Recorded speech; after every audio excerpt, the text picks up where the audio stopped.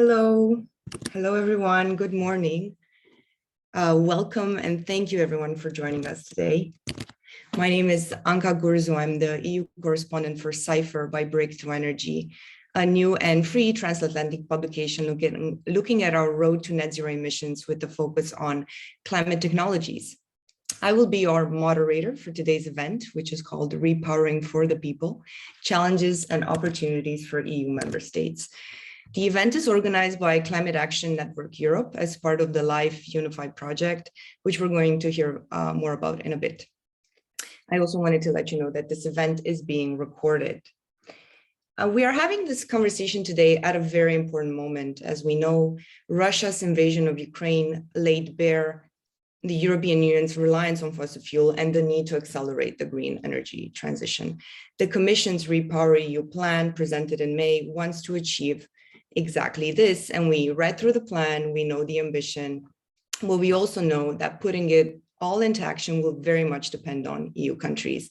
And this is what today's discussion will aim to do, to get a sense of both the tools and the bottlenecks at the national level to make it work.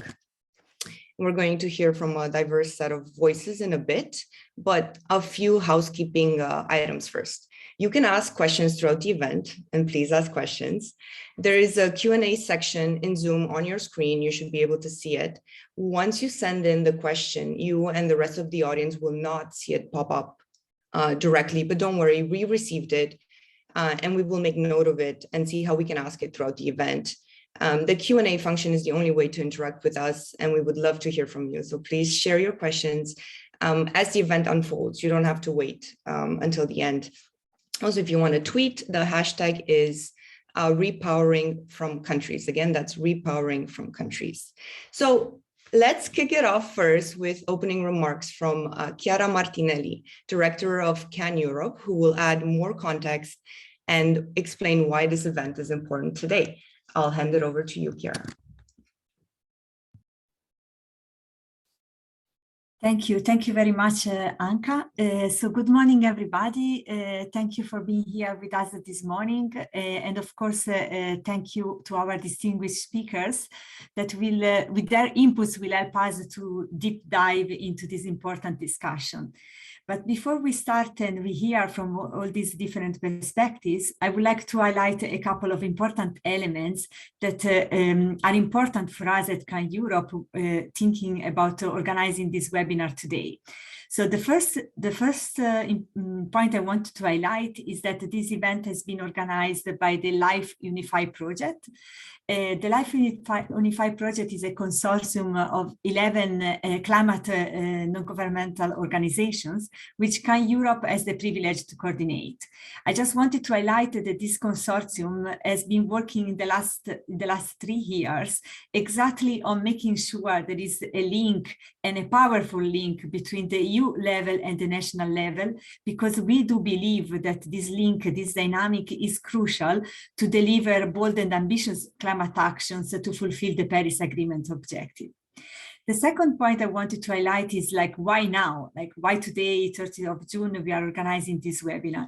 And we do believe that we are in a crucial moment in the EU climate and energy negotiations. We have been very busy, all of us here, following both at the Parliament and the Council level, all these negotiations moving forward, especially in the context of the Fit for 55 package.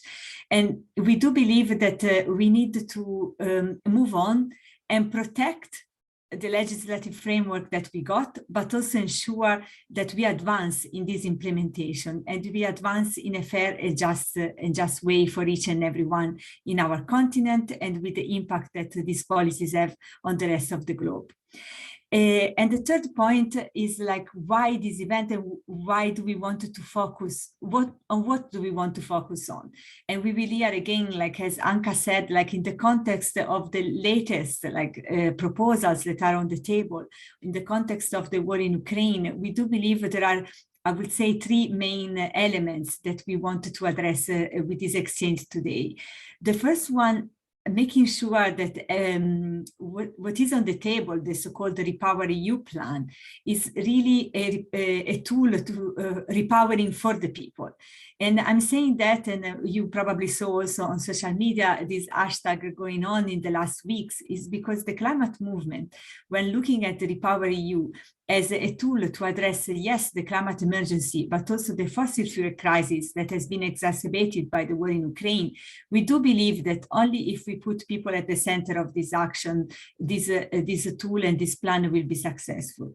The second point is, like, we wanted today to focus on the EU member states' role. And I'm saying that because we, again, like following all the negotiations that are going on here in Brussels, we do believe that only at that level will not deliver the greenhouse gas emissions reduction we wanted to see, will not deliver on the climate targets we wanted to reach by 2030 alone. But we do need the role and the crucial role of the national implementation. And in these next 6 months, we will see the kickoff of very important processes on that regard.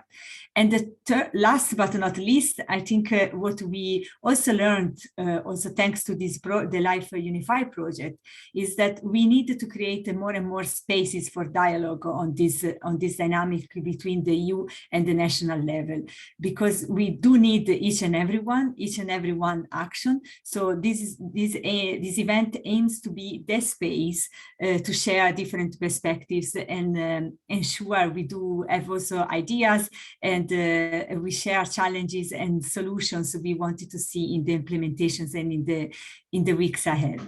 So thanks a lot. And with that, I wish you to make the best of this exchange and this space, as Anca said, to interact with us. And I hand over back to you, Anca. Thank you. Thank you for this, Chiara. And now I would like to introduce the panelists who will turn on their cameras, and you'll be able to see them on your screen. So we have Giulio Federico, who is the head of unit with the European Commission's Recovery and Resilience Task Force. We also have Olivier Vardakoulias. He's the Finance and Subsidies Coordinator with CAN Europe. We have Gerhard Huemer, Economic Policy Director with SME United, which is the Association of Crafts and SMEs in Europe. We have Yolanda Garcia Mezquita, who's Deputy Head of Unit with the Commission's Director General for Energy, and Katerina Davidova, Project Coordinator with the Center for Transport and Energy, an NGO in the Czech Republic and part of the LIFE Unify project. So as you can tell already, our panelists all have very different backgrounds and perspectives about what's next with the REPowerEU. So let's kick it off with one main question to all of you. It would be great to hear from all of you very early on. So in getting inspiration from the title of this event, in a few sentences, can you share with us what is one main challenge and one main opportunity at the national level when it comes to the implementation of REPowerEU? And we can kick it off with Giulio, please. Thank you, Anca, and good morning, everyone, and thanks for the invitation to this panel. Well, I mean, on the opportunity to start with, I think we all agree that this is obviously a difficult context, but it's giving very strong incentives to accelerate the green transition. So not just for climate and green reasons, the green transition is essential, but we've always known it can also be very helpful in terms of affordability of energy and in terms of security of supply. And this crisis is putting that into very obvious focus. I mean, this has been known for obviously many years, and we're probably too slow in adjust to that. But now this is the impetus is there, and also from the very evident signals from the market. Now, on the challenge, I think this is now a very disruptive situation. This is has happened very quickly, so it's a short-term shock. The market signals are very disruptive for vulnerable households in particular, and firms and governments are trying to try to shelter some of them, whilst I think it's important to preserve the signals that the transition happens quicker. So I think removing the, I mean, one main challenge will come to in the context of the RRP, so the Recovery Resilience Facility that I work on. But one main challenge in particular will be to remove bottlenecks for private sector investments, not just public sector investments, to accelerate the green transition. And that's not at all obvious, and it takes time. It's a difficult type of intervention, as we know. But there, I think the right mixtures of reforms and investments are needed. That's what the facility is trying to do, and I'm happy then to come back to it when we in the later part of the panel. So I'll stop there. Thank you. Yeah, that sounds great. Definitely, we'll be keen to hear more on those challenges as well. Olivier, to you, the same question, please. Hi everyone, and great to be here. I would say the main challenges are twofold. On the one hand, member states will need to avoid, if you want, a lock-in of their thinking, because the default mode is that when faced with a crisis, many individuals and countries and governments tend to stick to solutions, if you want, that are easy or seem easy. And one such example is, let's replace, for instance, Russian fossil gas with alternative LNG imports from other economic blocs. So getting these interventions right and actually steering them towards decarbonization investments to reduce that dependency, I think is crucial. And then the second part comes with the challenge of actually implementing these policies. It's definitely not easy to front load investments, to accelerate investments, to better absorb, if you want, the funds that are available to member states. And I think this challenge requires a much better design of policies at national level in particular. So I think there is the conceptual part, like what is the direction member states are taking, and then there is the practical implementation part, which is crucial. Got it. That makes sense. So yeah, those two challenges you highlighted, we'll get into them a bit later. Gerhard, I'm curious also your thoughts on the main challenge, one main opportunity from an SME point of view. Thanks for inviting me and giving me the opportunity to discuss this points and questions from a business point of view. I think the focus on member states is the right point here, because the Commission has put on the table mainly a plan, but which will move nothing if it is not implemented properly at national level. And it's not only the REPowerEU plan, it's also the toolbox presented already in October. It's the state aid framework, etc., etc. So member states have to use now these toolboxes, these instruments to make it happen. And of course, there's a huge opportunity with the Ukraine crisis and the sanctions to push the move to renewable energy and to the direction Green Deal, like the COVID crisis was a huge push for digitalization. Mm-hmm. The problem and the main challenge from our point of view is that the member states have to use this in the right way. Because if you say repowering for people, if you ask the people on the street, they mean first we need cheap energy, we need cheap fuels, etc., etc. And you see already now when you compare member states, when they react in a way to make gas or electricity or a fuel cheaper than the market is at the moment providing, then you rather increase the use of fossil fuels instead of reducing them. And you have to make the right incentives at national level that people are going in the direction of using renewable energy, or is also incentivizing investments in renewable energy, and not using those instruments which will rather increase the demand for fossil fuels than incentivize the reduction here. And if you take one example in Spain here, since Spain has get the permit to reduce the gas price for electricity production, the gas consumption in Spain has increased during the last 2 weeks. And this is the wrong incentive. So therefore, the biggest challenge is now to take the right instruments out of the toolbox, which incentivize the transition to renewable energy instead of incentivizing more use of fossil fuels. All right, so take the right instruments out of the toolbox. We'll get into that later on in the conversation as well. I'm curious to hear what Yolanda thinks from the DG ENER perspective on this. Thank you very much, Anca. Good morning, all. So I identify as biggest opportunity. I'm not very creative because many things has been said, and I completely agree.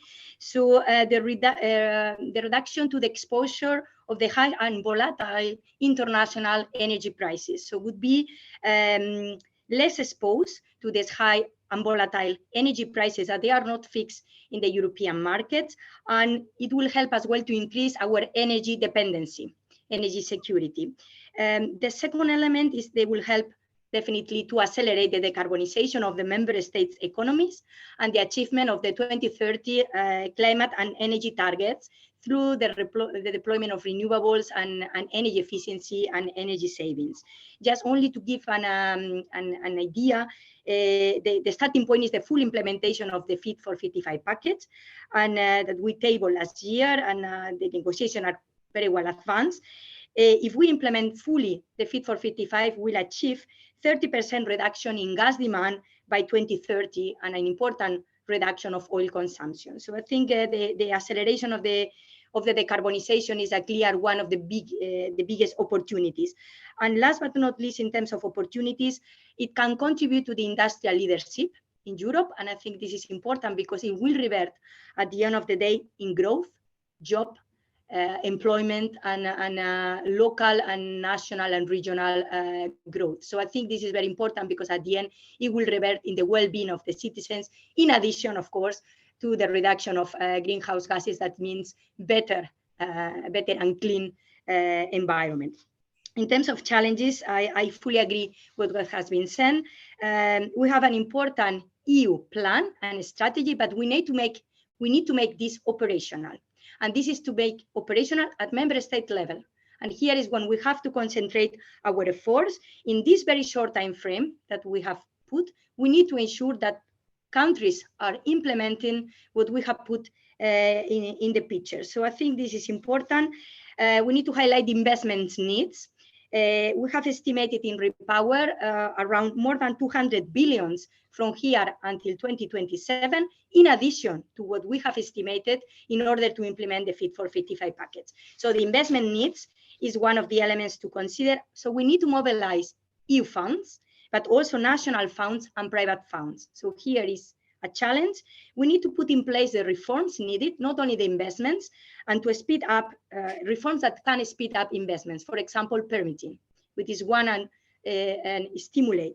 I don't want to finalize without saying the different starting point at different national and regional specificities is a challenge. We have different realities. We have different starting point at member state level. And I think this is important to consider the different national and regional specificities. And last but not least, regional cooperation. It would be crucial in order to achieve the ambitious target that we have in front of us with REPower. We need to enhance and we need to work cooperatively cross borders. And regional cooperation is not always easy, and it depends as well on the regions that we are talking about. So I will stop here as main challenges. Thank you very much, Anca. Thank you, Yolanda. It seems like there's a lot of issues you've mentioned there, industrial leadership as an opportunity, but also different starting points for countries, the need for investment reforms as well. And you mentioned at the end, different starting points for member countries. So I'll pass it on to Katerina, who's in the Czech Republic, and she can share with us what, from her point of view, a main challenge and opportunity. Yeah, thank you very much for the opportunity to be here today. So let's look at it from the member state level. I've been thinking about the opportunities and challenges there, especially from the point of view of the Czech Republic, which is, of course, the closest to me. And I think it is crucial to really get it done right on the member state level. If the implementation is successful, then I could imagine vast opportunities that could actually lead to improvement of people's lives, especially of those people who might not even know that something such as REPowerEU exists. But I think those are the ones that actually need to be targeted with lots of the measures, because they are the ones who need the improvement of quality of life the most.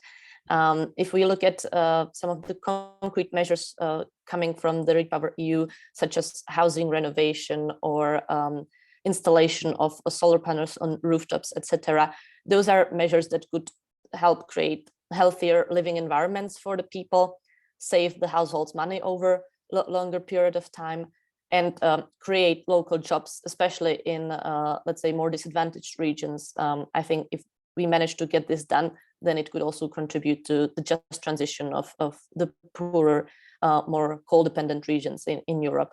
And I think we should also mention that it would be great if REPowerEU actually led to a boost in community-owned energy across member states, especially in Central and Eastern Europe, where it's not so common yet as in other parts of Europe. And of course, we have to mention that it should ultimately lead to getting rid of the dependency on Russian fossil fuels, which in the Czech Republic is really a major topic of concern. As you probably know, we're one of the most dependent EU countries on Russian gas, almost by 100%. Since we're also a landlocked country, we don't have so many options for diversification of supplies. And therefore, I think it's very crucial to really start working on REPower as soon as possible and getting those things done.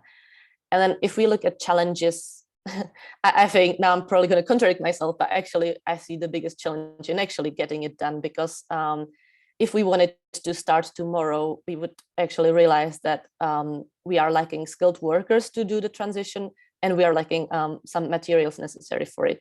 Now, that's a result of many factors, some of it being the supply chains disruptions due to COVID and the war, etc.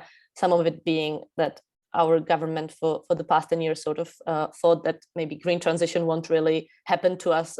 We don't have to worry about it so much. So we haven't done any like specific educational programs to have skilled workers for these new areas. But yeah, if you ask me about challenges, I would say that the practicalities of getting it done are actually going to be quite challenging on a member state level.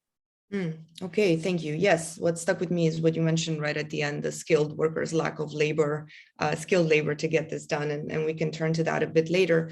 But, you know, overall, in a big picture, what I've heard pretty much all of you say that the biggest opportunity that this crisis offers us is to really accelerate the green energy transition. And among the main challenges, I think most of you have pointed out are, you know, just like the high energy prices situation that we're in right now, and making it work, like actual implementation. So now let's actually get into more detail with that. And I'm gonna focus first with a few questions for Giulio. So when it comes to the implementation of the REPowerEU plan, it's clear that the recovery and resilience facility will be like on the driving seat. And what we do know has been made clear by the Commission is that the member states would have to draft new REPowerEU chapters as part of their recovery and resilience plans.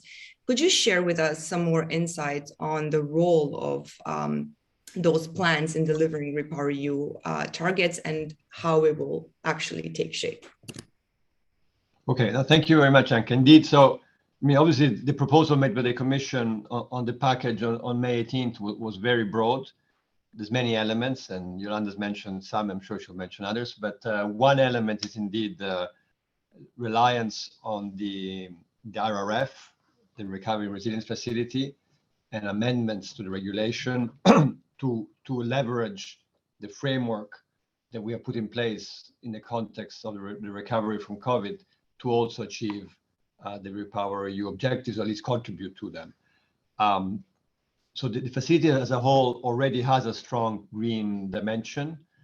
It has assessment criteria on the green transition that have to be met, and on do no significant harm that have to be met, and also has a climate target of 37%, which the plans we've approved to date are exceeding. I think currently of the 25 plans approved to date, there's roughly 40% of spending on climate-related objectives.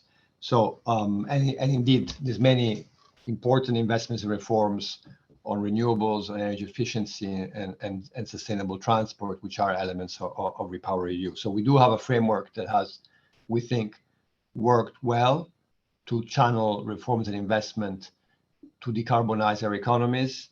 And the proposal of May 18th is incremental to that. So indeed, we've amended the regulation, or rather, we're proposing to amend the regulation to introduce these chapters, which will be dedicated to REPowerEU and to the objective of further reducing reliance on fossil fuels. There's some specific funding allocated to that. There's 20 billion additional grants in the proposal by the Commission, but also there is, the idea is to rely also on the unused loans of over 200 billion for the facility and enhanced transfers from cohesion funds. So the chapters would include, so we have a scope that would include some of the issues we just mentioned now. So energy efficiency, biomethane, renewable hydrogen, renewable resources in general, zero emission transport, green skills, Katerina mentioned, that's an important area, and also specific infrastructure required to address immediate needs for the EU as a whole in terms of security of supply. So that's the proposal currently to Council and Parliament. So the discussion in Council have started, and to some extent also in Parliament. So the process is ongoing. We hope that it can be concluded soon after the summer, so that we can then move ahead with the revised plans. The idea is that many member states will have to amend the plans in any event, or may want to do so because of the revised grant allocations under the RRF, and these are published today actually, to June 30th. As you know, the grant allocation had a 30% element which was dependent on economic data from last calendar year. So we're encouraging member states, if they want to, either of course ask for additional grants or ask for additional loans, or indeed have a REPower chapter to do this in one amendment. For the new grants in particular, the financing agreement that would disburse them can only be signed from January 23 onwards, according to regulation. So we would expect member states to work. I mean, we are already, of course, in informal dialogue with member states on elements of REPowerEU. That dialogue continued, started even before the May 18th communication and continues to date. So that will continue with the coming months, and we hope that then, when the regulation is adopted, member states can swiftly submit REPowerEU chapters together without any other amendments to their plan, and then and qualify for the additional resources. So that's a little bit the process and the timing. Then I think if you want, we can go into a bit more substance on the elements of the adjustments of the content of these plans.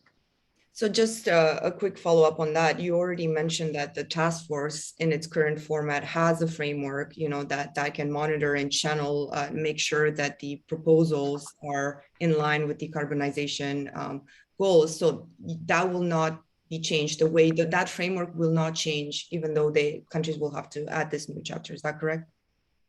I mean, the basic framework remains in place. What the change in the chapter is twofold.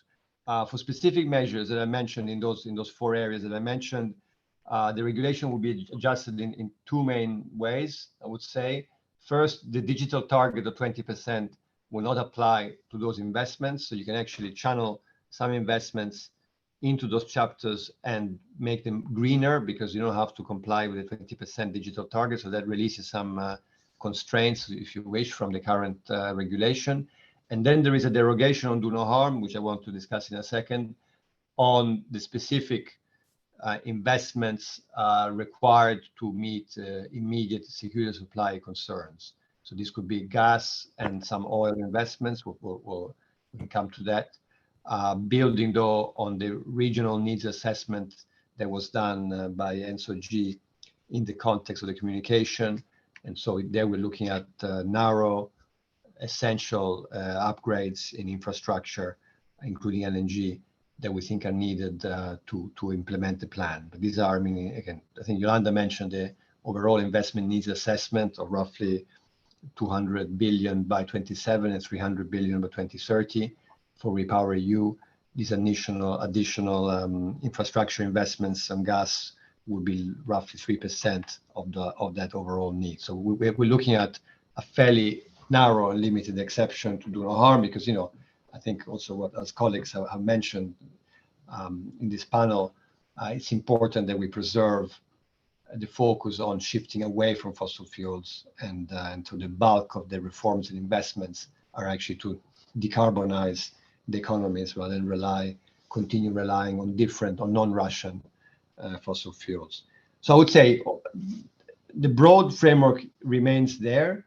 I also should mention the European semester, because an important element of the plans is also to address the country-specific recommendations, and you will have seen the ones that were issued later in May. So in late May, have a strong emphasis on energy and decarbonization in light of the current context. So that framework remains in place. It obviously has been updated in light of the war in Ukraine, but there are some sort of more technical adjustments to the REPower chapter to allow us to meet those objectives in a more efficient and swift manner. Great. Well, thank you. I just want to, repeat one thing that you said, just to make sure that we got it correctly. You were saying that as part of the money that will be made available under the facility, you're expecting that about 3% will only go towards LNG facilities, LNG proposed projects. And I think that's an interesting, statistic or factor to take in, because we do know also that there's been a lot of general criticism towards countries that have decided to make those investments in this crisis mode towards LNG. But naturally, now I would like to get Olivier's reaction to this based on what you've heard. What are your thoughts, about this investment needs and the funds that are available, and what's necessary to make sure those funds go in the right direction towards the green transition? Thanks a lot, Anca. So I think that to understand, and for listeners as well to understand whether the financial tools and financing plans are fit for purpose, we need to start from understanding the scale of the changes that need to happen on the physical and the energy side of things. So my colleagues here at CAN have developed a Paris Agreement compatible model, which essentially models the EU decarbonization pathways that are aligned with keeping the increase of global temperatures below 1.5 degrees. And according to this model, it is feasible to fully phase out Russian gas imports in the EU by 2025 without a further expansion of infrastructure for imports, fossil gas imports in particular from other economic blocs. But to deliver this and to avoid locking our energy system in new carbon-intensive infrastructure, we need to accelerate investments and reforms in a very short time frame. And I'll mention just 3 examples of what would need to happen to deliver this target. First, the renovation rates of homes must be tripled, right, compared to a kind of business as usual scenario, while at the same time, the share of deep renovation needs to substantially increase, because a lot of the renovations that happen now are not deep renovation. They're, if you want, of a lower energy class. Second, we need to achieve an annual growth of at least 5 million new PV rooftops per year across the EU. Again, that's much more than is currently targeted. And third, while the REPowerEU action plan proposes the installation of about 2 million new heat pumps per year, CAN Europe's Paris Agreement compatible scenario shows that we would actually need a figure closer to 5 million a year. So these are just 3 examples, and evidently there are many more, and we can start looking at investment needs for the deployment of electricity grids, decarbonizing transport, industry, and so on. Evidently as well, all these needs vary from member state to member state, as was mentioned earlier. But these examples give a sense of the huge challenge ahead of us. So to come to the question, I think that in order to deliver such a rapid acceleration of investments in a short time frame, absolutely all financial instruments, both EU, national ones, public and private, need to be mobilized and aligned with those targets, as Yolanda mentioned earlier. The question is whether this is the case. And to answer this question, I would say that before looking at, if you want, the new money which is on the table, we first need to look at what is currently already mobilized through financial plans, national recovery and resilience plans, operational programs that member states drafted and got approved by the Commission. After that, we can look at the proposed REPowerEU and associated legislative proposals that were mentioned. But to come back to the first point, I think it's important to take stock of where we are in terms of achieving these targets. And at CAN Europe, together with Bankwatch, we have been assessing both recovery plans and operational programs of member states in terms of their genuine contribution to climate targets, meaning the proportion of investments that are genuinely targeting the energy transition. And although this is a forthcoming publication, some preliminary findings suggest that when looking at the total funds mobilized in recovery plans and operational programs, so the bulk of EU money that member states use aside from the common agricultural policy, the total dedicated to decarbonization investment strictly, because the 37% mainstreaming target was actually including a lot more than that. So in a sample of member states, this total represents less than 30% of the estimated investment needs of those member states to reach not REPowerEU targets, which are fairly ambitious, but the old NECP targets that are now outdated and much less ambitious. So one can consequently only assume that this gap, if you want, between the investments currently mobilized with EU funds and the investment needs to deliver ambitious REPowerEU targets is very large.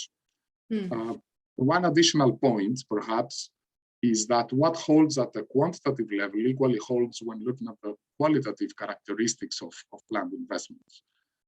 Because a number of planned investments by member states, and that was before the war, entail an expansion of fossil gas-based infrastructure, such as fossil gas boilers, which are outright against the goal of phasing out Russian gas imports.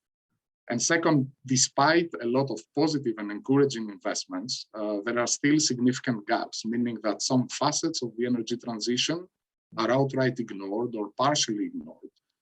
For example, very few plans include substantial investments for an expansion of community-based renewables and consumers. Similarly, sustainable transport plans are often limiting themselves to the rollout of electric charging points, while dedicating much less, if any, funds to public and shared transport, infrastructure for modal shift, and so on. So these gaps have already been documented, among others, by CAN Europe and Bankwatch. And I think that when assessing what needs to happen next, we need to be honest on what is our starting point, our baseline. And I'll stop here and I can come back to what needs to happen now, looking ahead further in the conversation. But the key element is that the gaps and problems of existing plans can also become an opportunity moving forward. Yeah, that's interesting. So to be honest about the starting point today, so even though we, put new ambition going forward, we also have to take a good stock of where we are today. And you also mentioned the gap between investment needs and how much investments are actually mobilized.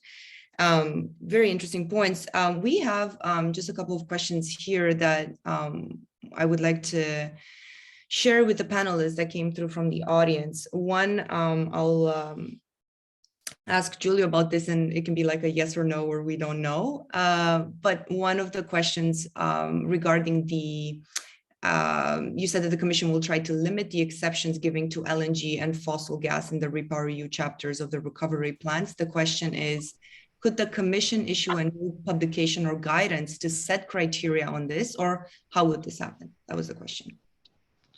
Thank you. No, I think the Commission, at the time of adopting the REPowerEU package and the proposed amendments to regulation, also issued guidance on the revisions of the plans and on REPowerEU, a commission notice. This includes the sections on do no harm, including on the derogation of do no harm. So that gives the guidance. I think we think is sufficient to allow member states to operationalize that that proposed amendments to the regulation and qualify for this derogation. Now, of course, this is subject to discussions in Council and Parliament, depending on, so the final outcome may be a bit different, and then we'll have to adjust our guidance accordingly, like we did for the original RRF regulation.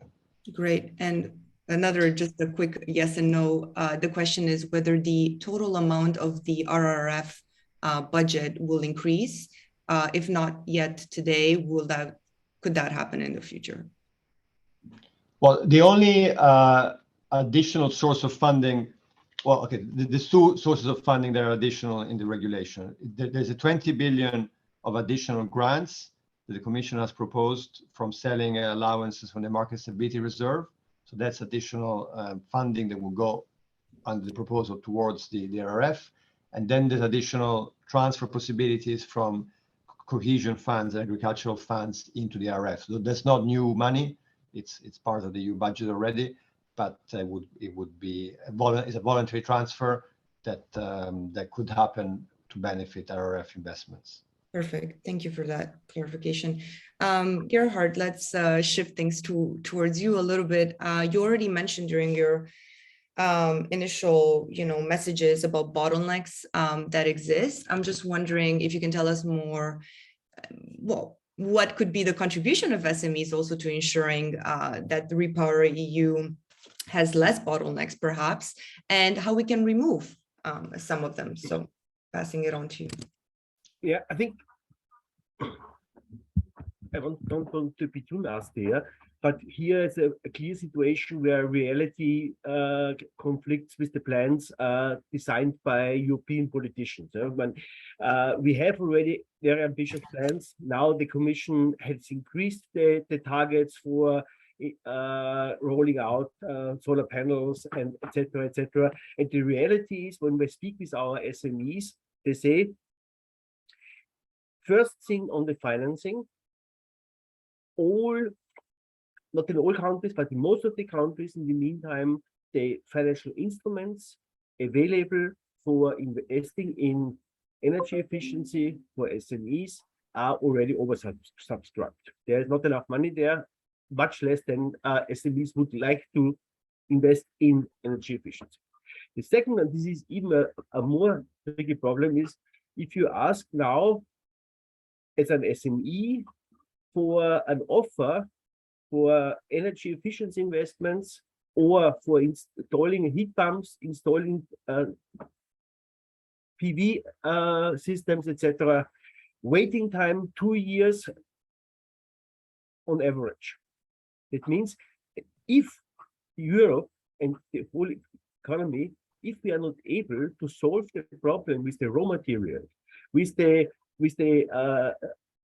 production of solar panels, the problem with skilling, as Katerina has mentioned, we are not able at the moment to roll out it, not even part of the plans in mind of the Commission and in mind of what Olivier has spoken about, what would be needed.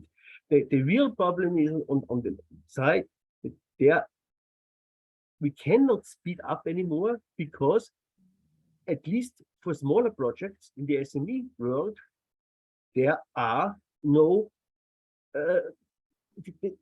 offers available.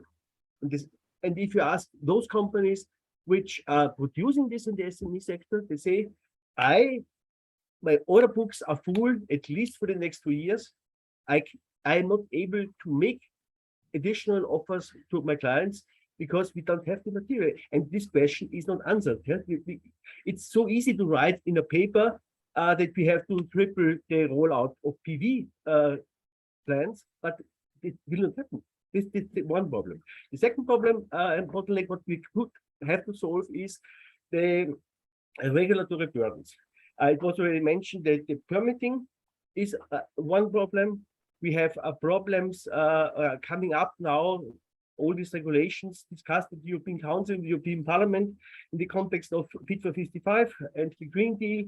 We have additional reporting requirements and a lot of bureaucratic burdens coming up. I think it would be much more helpful, let the companies and the business do the job as far as possible and not burden them with administrative requirements which are not fully necessary. And then you have the problem with the infrastructure investments. We are also in back here. It's the interconnectivity, it's the storage of green electricity, etc., which is not really solved. But SMEs are more than willing to make this journey. But in the moment, we really need support at member state level to get more investments done in education and skilling up the people. It's much better to, let's say, instead of financing people in short-term work schemes for doing nothing, it would be much more efficient for the midterm perspective to force or to also to incentivize these people to make new trainings in areas where they are needed. The same is true with the raw material. I know the European Commission, DG Growth, does a lot to find new supply chains, etc.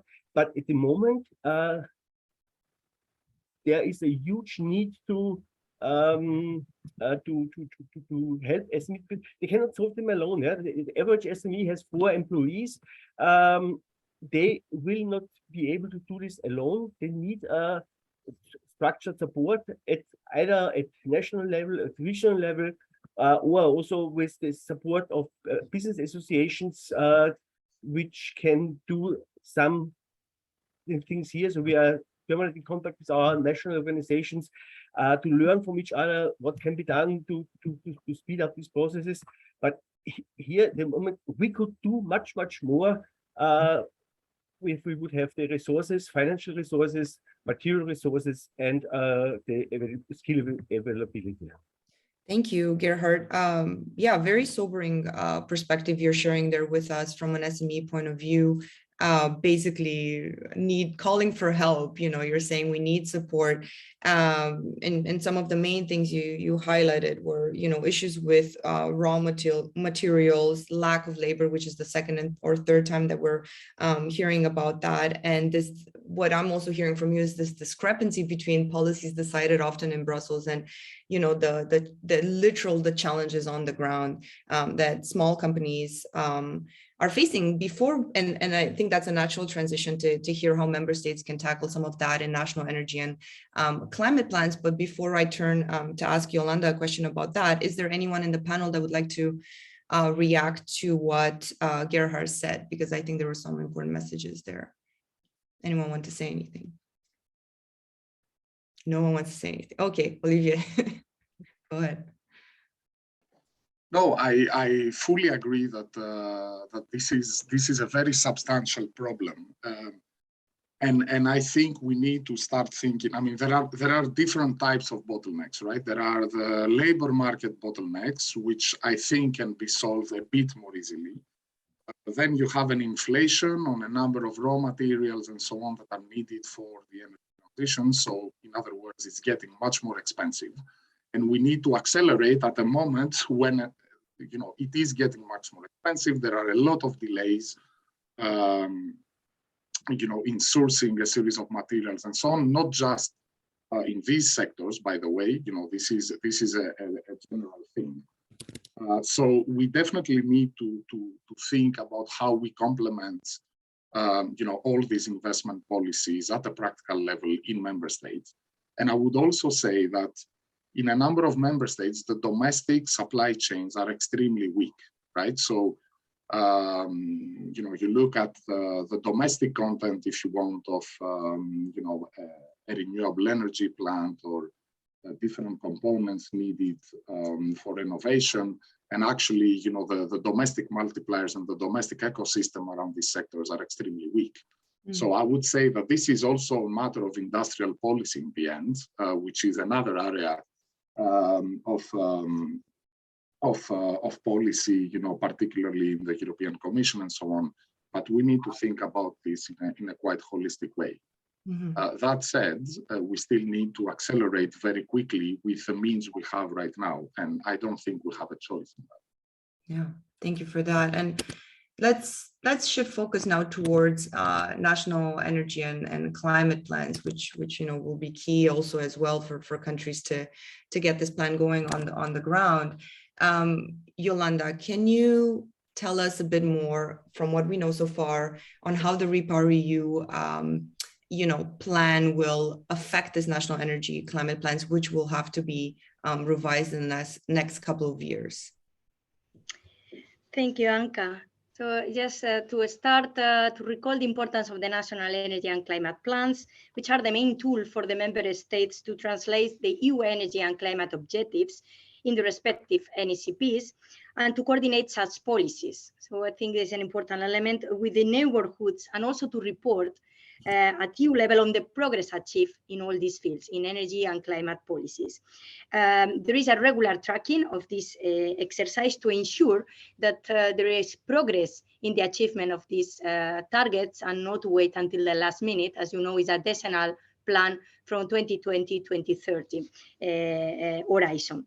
There have been multiple challenges in the last years. I don't need to recall, COVID, the climate ambition, the new targets, now REPower. So all these elements should require an update of the NECPs. It's sure that it's not the same reality that when this legislation was put in place in 2018 and the reality that we have today. So more specifically, the updates of the NECPs are key to deliver our REPowerEU objectives and the European Green Deal to reflect this new ambition of 2050, but also the ambitious targets of 2030, both in climate and energy, and of course the targets that they are now under the Fit for 55 package and the proposal under REPowerEU. So all these elements should be factored in.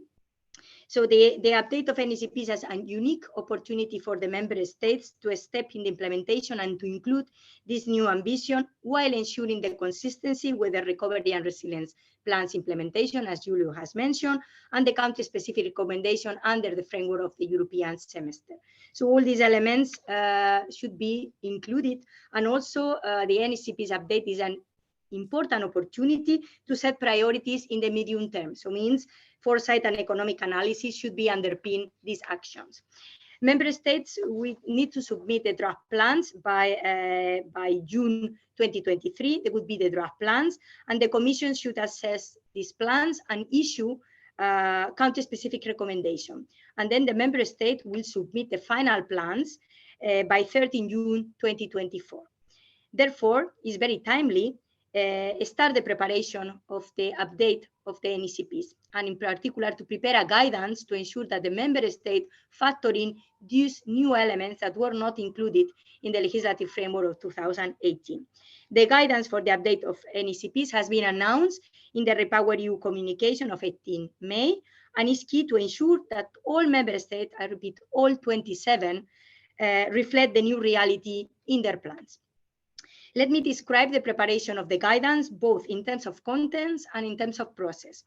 In terms of contents, the scope of the updates is clear, as I mentioned, with this new ambition to factor in new elements like various strategies and recommendations that the Commission has published since 2018. Just to mention, for example, energy efficiency first principle, energy poverty, or guidance on permitting that is a good moment to incorporate in the national energy and climate plans. Lessons learned. This is important because the Commission, the countries presented the plans, the first plans in 2019, and the Commission assessed the plans at EU level with a wide assessment in September 2020 and individual assessment per member state NECP in October 2020. So now we need as well to take stock of these lessons learned and to ensure that the updated NECPs incorporate these elements. The country-specific recommendation in that case should be included as the European semester as well. Preparing the NECPs is also a moment to take stock and to to ensure that the whole governance process is in. In particular, we need to think about cross-cutting issues like the public consultation in line with Aarhus Convention. It should be included, and all the economic, social elements that they are more relevant than ever now. So as we mentioned, the social aspect like the skills, this should be included in the new plans, these labor adaptations, in order to ensure that there is not a bottleneck in the deployment of the clean technologies, either in renewables, either in energy efficiency. The just transition is an element that is more than ever present and should be present in the NCPs.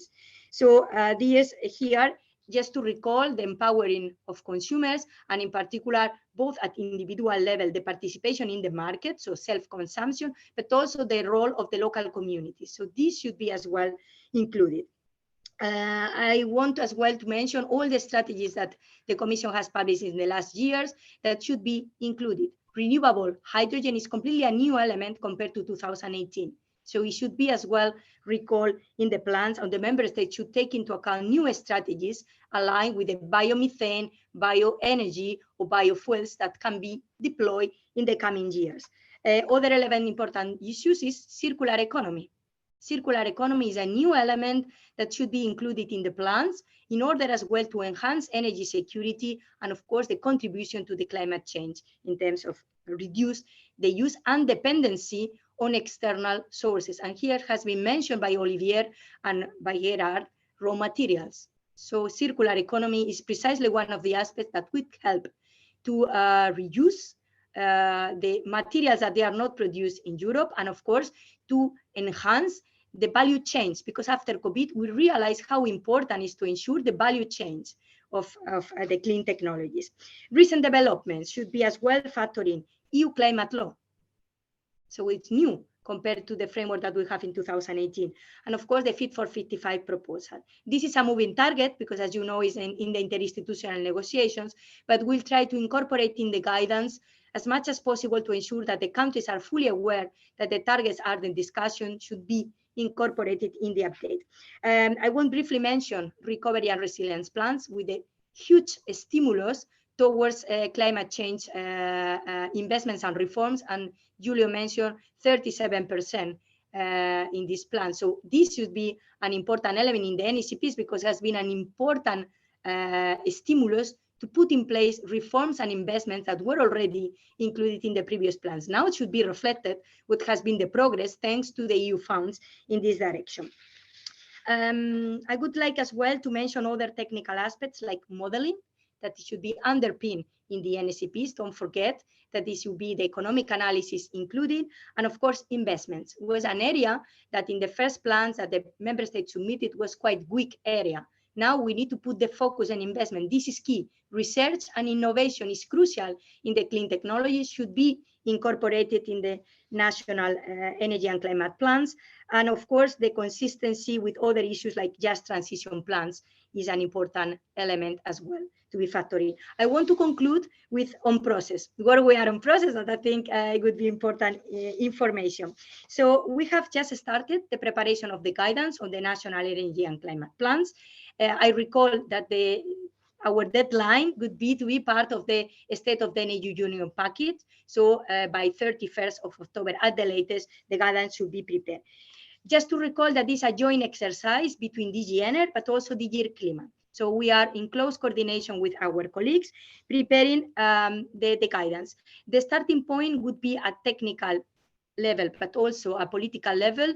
Next week, 7th of July, there will be a Director Generals for Energy and Climate meeting, where all together, let's say our Director Generals plus the Director Generals of the member state, of the 27 member states, will start the reflection about what could be the elements to be included in the guidance. So what I outline is the main elements that we think, but we need to check with the member states and exchange views if they consider that there are other areas that should be included, and it's important to do it together with the member states. I think this is an important exercise of dialogue and exchange with them. And then we'll work as well at technical levels and under the Energy Union Committee and the Climate Change Committee. As you know, they are the two committees that we have, and we'll do joint sessions or as well specific sections for climate and energy in order to ensure that we have a coherent and comprehensive guidance covering these two elements, energy and climate. I want, of course, to say that this exercise would be done with other colleagues in the House, like Giulio, because we need to ensure the consistency with the recovery and resilience plans and the consistency with the European semester. Just briefly mention that in DG ENER, we have created recently a task force, and one of the units is precisely to be in close contact with the member states in order to ensure a close cooperation with them and engagement of the member states in the preparation of the NECPs and in the preparation of the guidance and in the posterior update. I want to conclude saying that we need to put in motion REPowerEU plan. We mentioned in the previous round how important it is to do it and how important it is to use the existing tools like the national energy and climate plans in order to put the EU strategy into concrete actions to achieve the objectives of the REPowerEU plan. For this to happen, we need to encourage member states to speed up investments and reforms, to diversify energy supplies, to reduce the dependency on fossil fuels, and to accelerate the green transition through the deployment of renewables and energy savings and efficiency. The NECPs will play a key role to stimulate the investments and reforms needed in the 5 dimensions, providing certainty to investors, enhancing regional cooperation and engagement and participation of all relevant stakeholders at local, regional, central administration, industry, NGOs, consumers. The NECPs should be updated, just finished, the new reality, so they need to fit for purpose, that's clear, in order to help and to advance in this challenge of REPower, but in particular in the climate neutrality. Thank you very much. Thank you. Actually, very exhaustive and comprehensive list. And I hope our audience, who's probably very keen to get all these details, took the right notes, because you highlighted a lot of good things there. Starting with this, there's this meeting on July 7, you mentioned, where the heads of the different director generals also across the countries will meet to start to piece out what should be in this guidance. Any chance you can give us a timeline for when this guidance will be out? Yes, the guidance should be part of the State of the Energy Union package. So around 31st of October should be the deadline. Okay, and we want to pass it on to Katerina to get some examples and perspectives from the Czech Republic. But Yolanda, there's a question that came in here, and I think it kind of flows very well with what you were talking about. The question is about the fact that there are considerable concerns in national civil society networks and organizations about a lack of public participation and structured debate about possible scenarios and options for national decarbonization. And the argument here is that in many cases, there's little progress in setting up this multi-level climate and energy dialogues as required by the EU governance regulation. I was wondering what your thoughts are on that. And the question is, how will the Commission, insist on that aspect of the governance when making the NECPs, when revising the NECPs? I think this is a very important element to consider, because the transition should be inclusive. If we are, unless it's not all citizens on board, we are not able to be successful. Mm-hmm. So the participation in the NECP process is key. It has been demonstrated to be very useful because it's to put all the citizens and to engage citizens. Don't forget that the public opinion is essential and the perception is essential in order to ensure that this is a successful process. So we are going to put the focus to ensure that the member state, when they prepare the NECPs, they consult, they make a participative process with all the relevant stakeholders. So this would be one area that we are going to put special attention in the guidance. And when we meet with the member state, either a political or a technical level, this is one of the areas that we are insisting, because we realize how important is the public acceptance of the investments and reforms that we need in order to ensure that this is a successful plan. A plan is, at the end of the day, a plan, but you need to make this operational, and you need to do with the engagement of the citizens and with the engagement of the consumers. So the public participation of the associations, NGOs, administration, local administration is extremely important. Great, thank you. And that's natural transition towards Katerina. Was wondering if have you heard, a lot of thoughts so far, what the Commission is planning, the challenges from SMEs, the civil society. As a representative of civil society yourself, what are your, main messages towards member states that they should take into account in the upcoming revision of the National Energy and Climate Plans, and any thoughts towards the Commission or reaction to what the Commission has said? Yeah, thank you very much. So first of all, looking at the upcoming NECP revision and what should the member states take into account there. I think it's been mentioned here over and over. I'm going to mention it again. Of course, the situation has changed dramatically since the last time when the NECPs were actually drafted for the first time. Not only we have the higher EU target for 2030 and the climate law, but also due to the Russian aggression against Ukraine, we have a completely different geopolitical situation, and we see more and more that climate and energy actually interlinks a lot with geopolitics, and we can't really stay away from that. So I think for lots of member states, at least from my own experience in the Czech Republic, the first NECP was sort of a copy-paste exercise of all the existing strategies we have, trying to tweak it a little bit here and there, but sort of with minimum effort to get something done that will actually pass. The public participation there wasn't great either, I have to say. So I do hope this will improve the second time around. But yeah, I think it's very clear now also to the policymakers that they can't get away with this like business as usual, just having a strategy, just get it off the table. They do have to include some substantial changes into it. And I think the mindset has been changing. At least I can see it in the Czech Republic, that suddenly there is policymakers calling the renewable energy companies, asking them, okay, how can we accelerate the transition? How can we reduce the demand for gas as soon as possible, which is like something that they've been telling them for the past 10 years, that we have to do this in order to get less dependent on fossil fuels. And suddenly it turns around, and now it's the policymakers that are asking them how to do this. So I think there is higher appetite for more substantial change, and I do hope that it won't end up with the business as usual, which I mentioned before.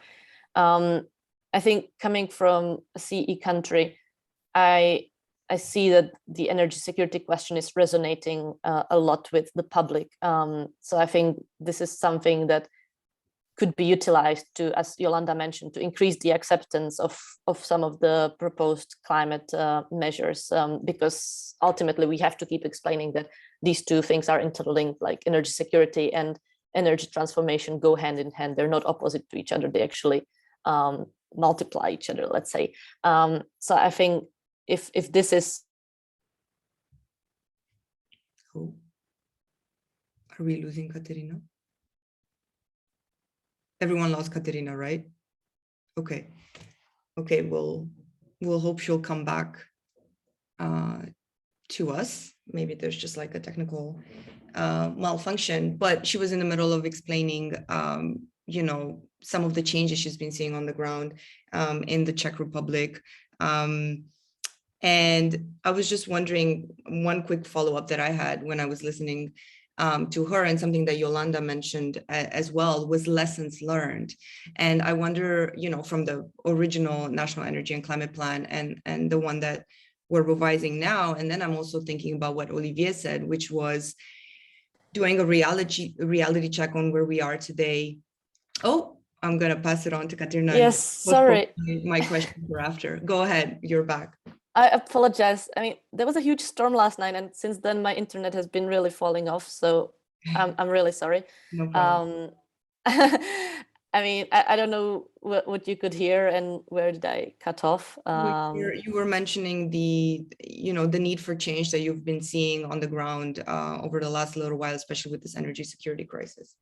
Right. Okay. So yeah, basically, I mean, I think we all get it, but that's something I wanted to make as a point, that from CE perspective, maybe linking the energy security with the upgrade of the NECPs and making them more ambitious is actually a good thing, because it could be something that could win over some of the public. And then you asked me, the second question was about like recommendations to the Commission, or to how we can ensure this process of NECP revision goes well. So I think, yeah, it was mentioned that public participation is key, and I totally agree. And I think it should also be the role of the Commission. Sorry? No, you're good. You froze. Right? Okay. I'm very terrified that I'm going to cut off again, but let's hope not. I mean, we are trying to, break into the doors and be present at the tables whenever strategies such as NECP are discussed. But I think it would help us also if the Commission is serious about it, and also puts a bit more pressure, let's say, on the member states to actually do this process well, not do it just symbolically, leave a few days for comments during the Christmas break and so on, but actually have a proper dialogue. And the second thing maybe I wanted to highlight is that I see that there is a bit of multi-speed Europe emerging now when it comes to green transformation. There are differences among member states. We of course know about that. But I think if now with the acceleration of decarbonization, it could actually create more friction between the member states that are already reaping the benefits of being advanced green economies, and then the member states who, due to their own doing, are actually lagging behind. So I think it should be our top priority to try and bridge this and to actually level up the ambitions across the EU, because ultimately, yeah, that would just benefit everyone. Great. And just a natural question also, you're in the Czech Republic, the Czech presidency is about to kick off tomorrow. Was wondering what you think, and this is also a question that's popping up here. What do you think is the specific role the Czech presidency could or should play for the region, Central Eastern European region as well, to take into account, the different starting points and the different perceptions around energy transitions? Yeah, so I mean, I think naturally we're coming back to what I mentioned previously, that I think the Czech presidency should really use its opportunity to sort of explain also from a CE perspective that, yes, right now we have a huge security crisis at our doorstep, and we feel it very close to our borders.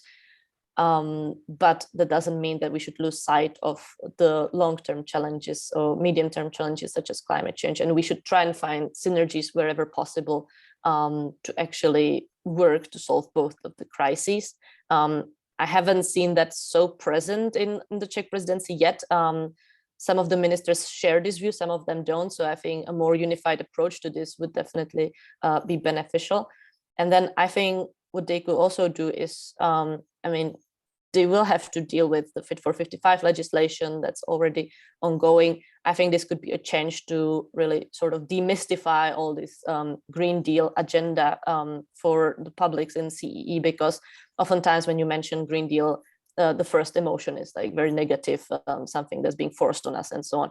I think it's a good time to actually show that it's something that we're shaping as well. We're helping to shape it right now at this moment, and we can take ownership for it, because now we're leading the negotiations. So I think if it would help to sort of heal this negative stance towards Green Deal in the Central and Eastern Europe in general, that would be a success.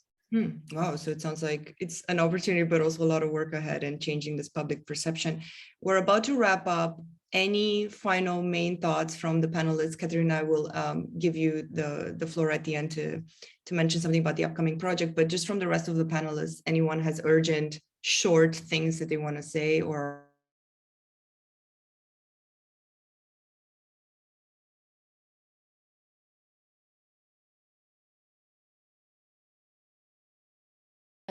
Yes, thank you. I also saw Olivier raised his hand, but then Oh, I'm stepped sorry. down. So I don't know. I don't want to skip anyone. No, it was just to address one of the questions, but go for it. I can do it after.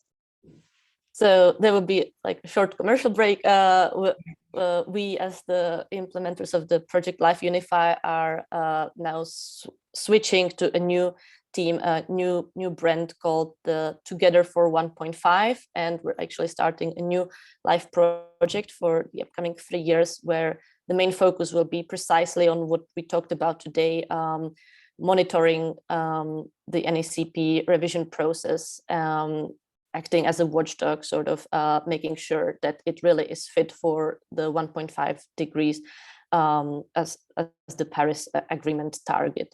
So yes, we're happy to continue this work and looking forward to it. Great. Final thoughts, Olivier, very short.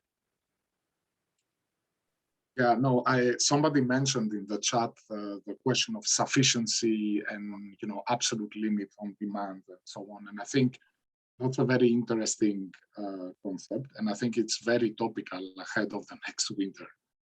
Because in fact, it's not even whether we are likely to want a sufficiency approach, to energy consumption, but it might actually happen anyway, because depending on the scenarios we're going to experience, we may have some form of rationing and so on, which will directly pose the question of the overall consumption of energy in the economy. And I would argue that, in a way, we already have some form of rationing, which is rationing through prices, right? So for many households, there is already that rationing happening, but the problem is that this is happening in a very socially way. So if we are facing a situation in the short term whereby there will be shortages of electricity, because it's very unlikely that at least for the next winter, we're going to manage to front load a lot of these investments. I think this directly poses the question of, who do you support, how, where do you put some form of caps, and how do you use potentially the electricity pricing system to essentially, put the absolute cap of consumption, particularly, on wealthier households who can afford it, because, there are very large fraction of the European population that are already and were already in energy poverty way before this crisis, but are now clearly struggling a lot. But I just wanted to mention the sufficiency argument, which is a bit more macro and long-term, overall, but I think is very relevant to what's going to happen over the next few months. That's great. Thank you for that. And thank you to everyone who asked questions as well. We tried to tackle as many as we could. Thank you to all the panelists. I think we heard some very important things today, and it seems like the next months will be crucial in getting more clarity in how this REPowerEU plan will start to being implemented through some guidance at the end of October for national energy and climate plans, with countries preparing and starting to think ahead also about their investment needs. Again, to wrap up with the way we started, challenges and opportunities, it sounds like everyone is seeing those opportunities, and there's also a lot of realism about the challenges. And hopefully that what we try to do through this event is also bring together, obviously, representatives of the Commission, businesses, and civil society to have this dialogue and see how we can move forward.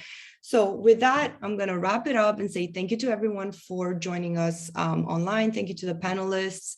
And wish you a good rest of the day. Take care, everybody. Thank you very much. Bye-bye. Thank you. Bye-bye. Bye-bye. Bye-bye. Thank you.